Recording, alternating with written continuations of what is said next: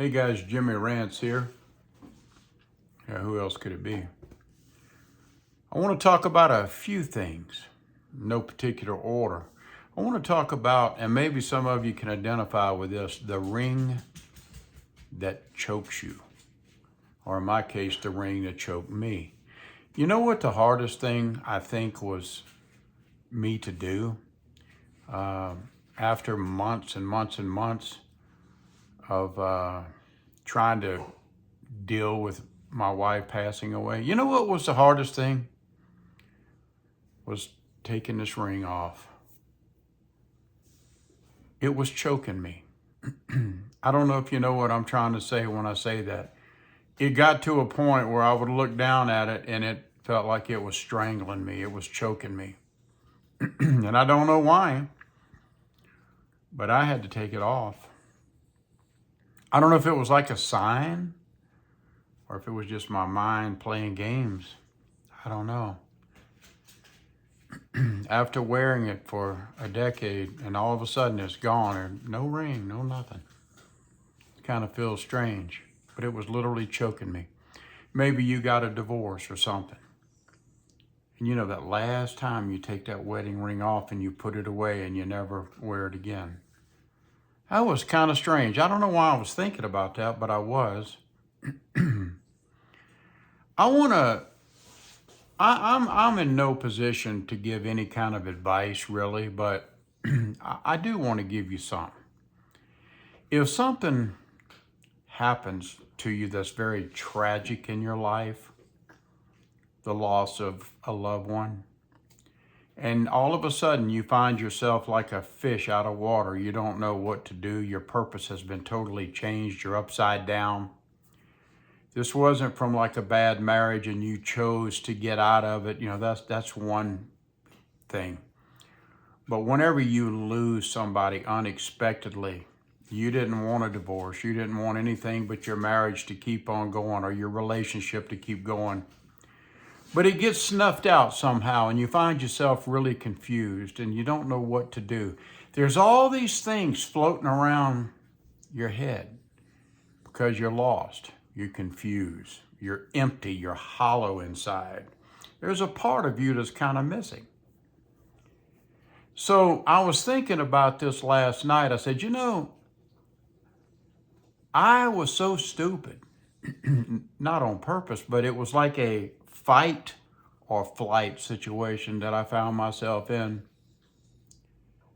Now, the fight part of it is like, I'm going to fight, I'm going to make it. I'm going to hold this house down. I'm going to overpower these emotions and I'm going to do it. But then grief comes in mysterious ways and at oddball times, and it knocks you on your butt and you go through a depression or a emotional roller coaster like you've never experienced before. And it's very difficult because you're not used to this. You have no experience in this and you don't know how to handle this grief. And then there's another thing that makes you want to flight. That's probably where I came out with it. Well, you know, this house is a museum of memories and I think I want to sell it. Now I'm going to go here, or I'm going to go to Wyoming, I'm going to Arizona, or I'm going to Utah or Idaho. I'm going to Florida. I may go back home to Mississippi. You get into that flight. You get into that, I got to get out of here. If I can just get out of here, I can take a deep breath again and I can breathe. You know what I'm trying to say, guys? I know this video is not for a lot of you, but I promise you, if you're hurting, if you're going through some very big time emotional trauma, this video is kind of for you. And I guess I'm trying to share what I have learned and what I'm still learning. You know, even though I have all of these memories in this house, and there are a lot of them, and there's a lot of good memories. And now some of these memories they're not really bad memories. Some of them are, but they're reminders, they're triggers. It triggers me to the point of like, I realize what I've lost. And it hurts. I think that's human nature. It just hurts.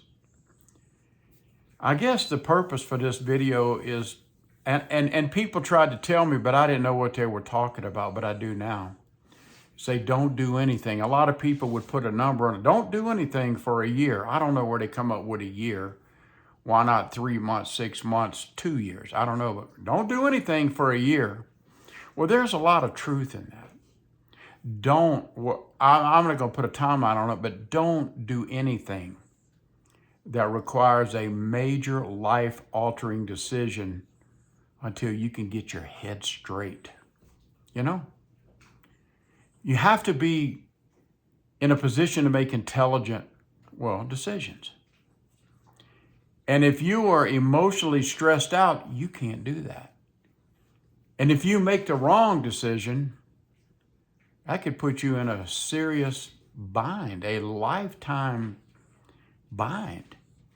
It's like I've said before, this house here is my nest egg. Paid for, nice house, no mansion, but it's okay. I'm not embarrassed of it. And I think about, well, if I give it up and I go somewhere else, what if I don't like where I moved to? Then what? I can't come back here because I got rid of it. You know what I mean? So you got to be smart. You really do. You have to be patient. You have to give yourself permission to hurt. You have to give yourself permission to try to recover from the emotional pain that you're experiencing. And that's kind of what I'm doing to myself. I'm giving myself permission to mellow out, take all this in, think about it, deal with the reality of what's going on. Not the, well, hey, I'm going to go run away, man. I'm going to run away and all my troubles will be over. No, they won't. Whenever you move, all of your memories, everything's going to move right along with you. They're in here. They're not in the things, they're not things in the house necessarily. They're in here and in your heart. You can't escape it. You can't run away. Fight or flight. So right now I'm kind of in a fight position.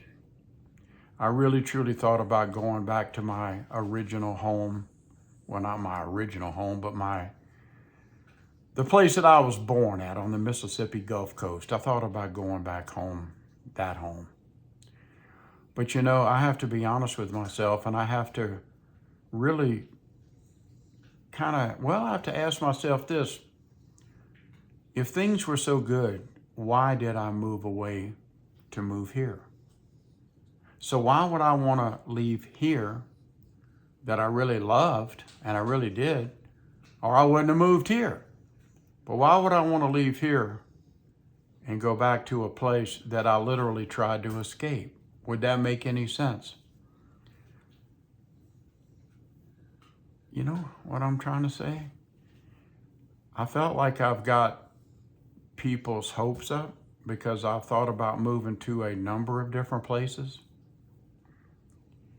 I thought about selling, buying an RV, traveling the country, or maybe just putting it in a park somewhere, and if I didn't like it, I could move, go someplace else, but that's going to get real old. What am I going to do? Take a $500,000 house and go buy a $100,000 RV, and it's going to depreciate 20 to 30% the second I drive it off the dealer's lot.